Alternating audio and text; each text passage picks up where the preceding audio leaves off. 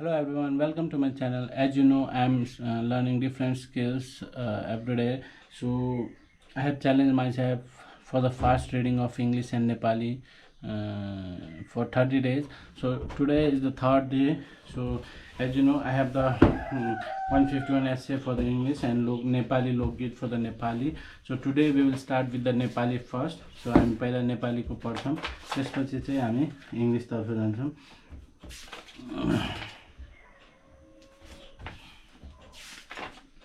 So let's see what we are going to read today. So Nepali को चाहिँ आज हामी पढ्न जान्छौँ. कन्टिन्यू पढे नै हुने भयो कि त्यो कहाँसम्म पुगेको थियो थाहा भएन. सो अब हामी नेपाली लोकगीतको वर्गीकरण यहाँ 30 बाट पढ्छौँ. Page number 30.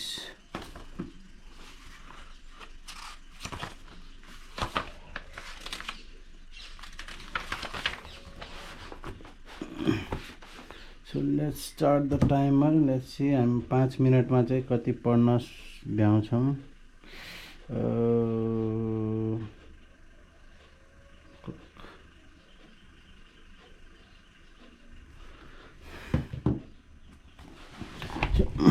सो नेपाली लोकगीतको वर्गीकरण. सो नेपाली लोकगीतको वर्गीकरण र परिचय. नेपाली लोकगीतको वर्गीकरण. लोक शब्दले इहलोक र परलोक सबैलाई बुझाउँछ. यी दुवै लोकका यावत पक्ष यसमा समाहित हुन्छन्. यही असीमित क्षेत्र ओगटेको लोकसँग सम्बन्धित रहेका लोकगीत पनि यति नै हुन्छन् भनेर किटान साथ भन्न सक्ने स्थिति छैन. यसका असंख्य रूप र विषय हुन्छन्. समयको परिवर्तनका कारण लोकगीत ती रूपमा पनि परिवर्तन आउँछन्. आज एउटा रूप र विषयमा देखिएको लोकगीत भोलि अर्को रूप र विषयमा परिवर्तित हुन पुग्छ. आज एउटा ठाउँमा सुनिएको लोकगीत भोलि अर्को ठाउँमा पुग्दा अर्को र फरक विषयका साथ देखिन्छ. गायक परिवर्तन हुनासाथ त्यही लोकगीतमा केही परिवर्तन आइहाल्छ. यस्तो असीमित क्षेत्र ओगट्ने, असंख्य रूपमा देखिने, समयको परिवर्तनसँगै परिवर्तन हुने अनि रूप र विषयगत विविधता हुने भएकाले लोकगीतको वस्तुपरक वर्गीकरण गर्न गाह्रो छ. अध्ययनका क्रममा लोकगीतको वर्गीकरण त धेरैले गरेका छन्, तापनि सर्वसम्मत वा वैज्ञानिक अथवा निर्दोष वर्गीकरण कसैले गर्न सकेका छैनन्. यस्तो स्थिति देखिए पनि प्राप्त नेपाली लोकगीतलाई वर्गीकरण गरी अध्ययन गर्नु आवश्यक हुन्छ. अध्ययनको सजिल्याइका निम्ति पूर्व अध्येताहरूले गरेका वर्गीकरणलाई अवलोकन गरी तिनका आधारमा नेपाली लोकगीतलाई वर्गीकरण गर्नु सान्दर्भिक हुन्छ. नेपाली लोकगीतलाई 12 मासे गीत, श्रम गीत, पर्व गीत, संस्कार गीत गरी 4 भागमा वर्गीकरण गर्न सकिन्छ. 12 महिना जुनसुकै समयमा गाउन सकिने गीतलाई 12 मासे गीत भनिन्छ. श्रम वा काम गर्दा गाइने गीतलाई श्रम गीत वा कर्म गीत भनिन्छ. वर्ष विशेषमा गाइने गीतलाई पर्व गीत भनिन्छ भने मान्छेको संस्कार गर्दा गाइने गीतलाई संस्कार गीत भनिन्छ. यिनलाई संक्षेपमा बुझ्नका निम्ति नेपाली लोकगीतका 4 वटा प्रकार र तिनमा पर्ने नेपाली लोकगीतलाई तल तालिकामा यसरी देखाइएको छ. नेपाली लोकगीत 12 मासे गीत, श्रम गीत, पर्व गीत र संस्कार गीत. 12 मासे गीत भित्र के छ?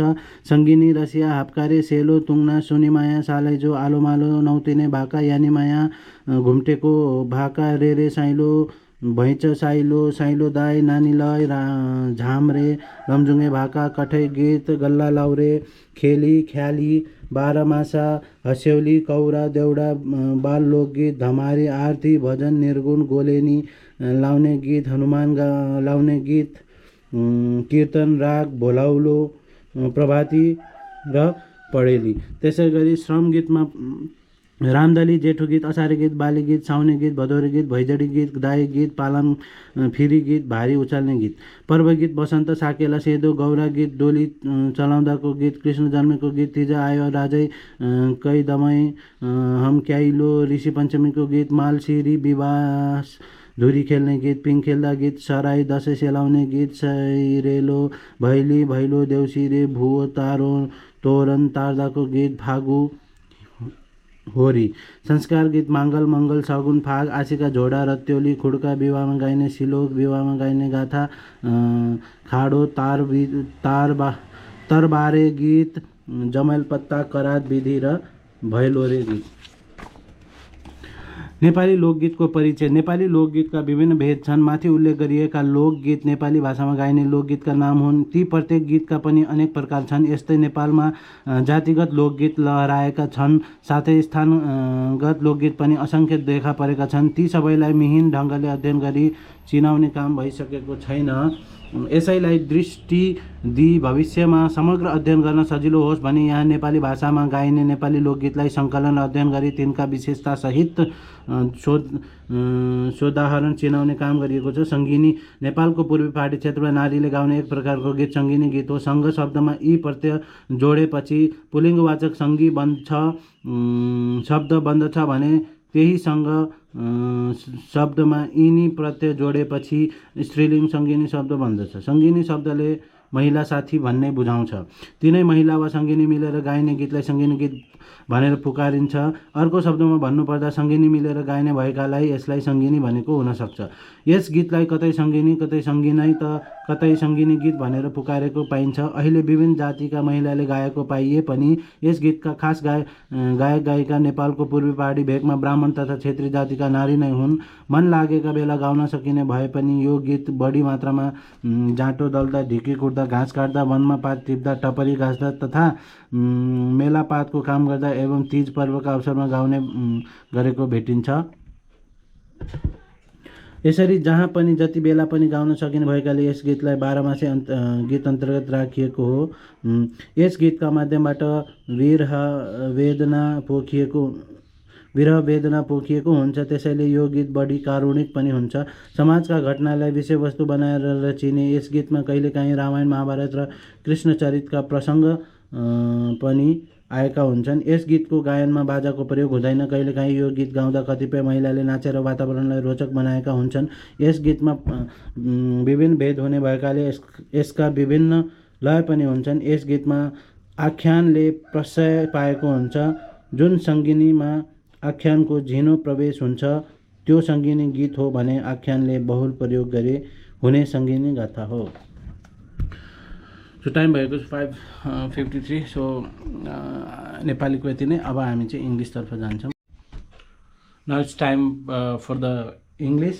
सो today let's start. So today I am going to read about yoga, a way of life. So let's start. Yoga is a way of life. It is virtually concerned with maintaining a state of equanimity at all costs. The yoga emphasizes the importance of mind remaining calm because of the saying goes, only when the water is still you can see through it. The basic idea of yoga is to unite the Atma or individual soul with the Paramatma or the universal soul. According to yoga philosophy, by cleansing one's mind and controlling one's thought, one can achieve the state when the individual self was nothing but a part of the divine self. The aim of the yogi is to be capable to perceive the world in its true light and to accept that truth in its eternity. In Sanskrit, the term yoga stands for union. A yogi's ultimate aim is to be able to attain this union with the eternal self with the help of certain mental and physical exercises. For all extant knowledge of yoga and its practices such as yogasanas and pranayam, the entire credit goes to Maharishi Patanjali. Patanjali, the founder and father of yoga, systematized the various yogic practices and tradition of his times by encapsulating them in his Yoga Sutra. In this momentous work, he describes the aim of yoga as knowledge of the self and outlines the 8 steps of methods of achieving it. These are yamas or eternal vows, niyamas or observances, yogasana or yoga posture, pranayam or breath control exercise, pratyahara or withdrawal of the senses from distractions of the outside world, dharana or concentration on object, place or subject, dhyana or the continuance of this concentration meditation, and samadhi or the ultimate stage of yoga meditation.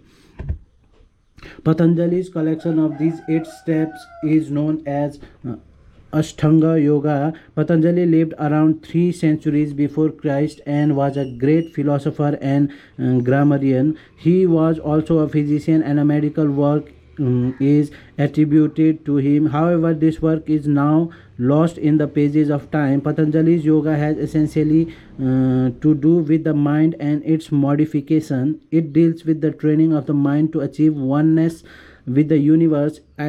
Incidental to these objectives are the acquisition of siddhis or powers. The aim of Patanjali's yoga is to set man free from the cage of matter. Mind is the highest form of matter, and man freed from this dragnet of chitta or ahankara, mind or ego, becomes a pure being.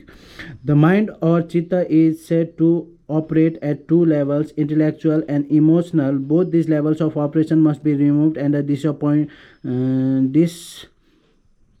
dispassionate outlook replace them. Constant vichara, inquiry, and vivek, discrimination between the pleasant and the good, are the two means of slay the ego enmeshed in the intellect and emotion. Vairagya or dispassion is said to free one from the pain of opposites, love and hate, pleasure and pain, honor and ignominy, happiness and sorrow.